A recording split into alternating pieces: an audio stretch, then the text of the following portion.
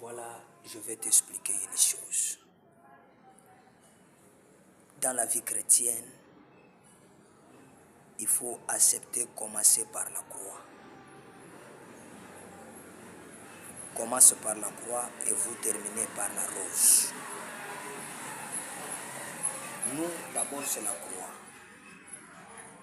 C'est-à-dire la souffrance,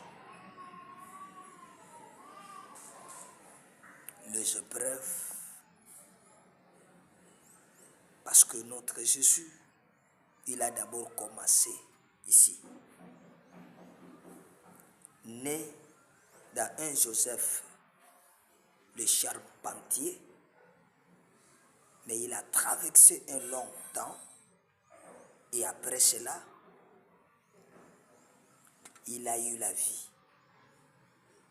Il a fini le ministère avec un Joseph d'Arimathée qui était riche. Mais il a commencé avec un Joseph d'Arimathée qui était charpentier. Mais il a fini avec un Joseph d'Arimathée qui est riche. Tu sais, la croix de Jésus, ça présente les signes des épreuves. Tu peux traverser la vallée ou les 2 heures de Baca. Mais cela ne signifie pas que ta vie restera là.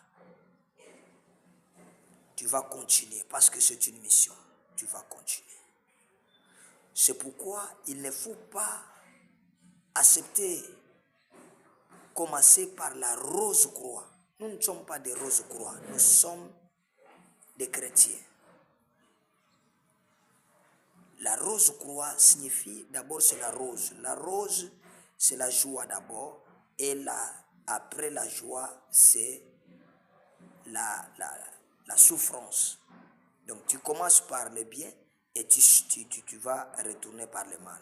Mais pas nous. Nous les chrétiens, nous commençons d'abord par la montagne. Il faut qu'on monte, on doit quitter Gethsémani pour aller à Golgotha.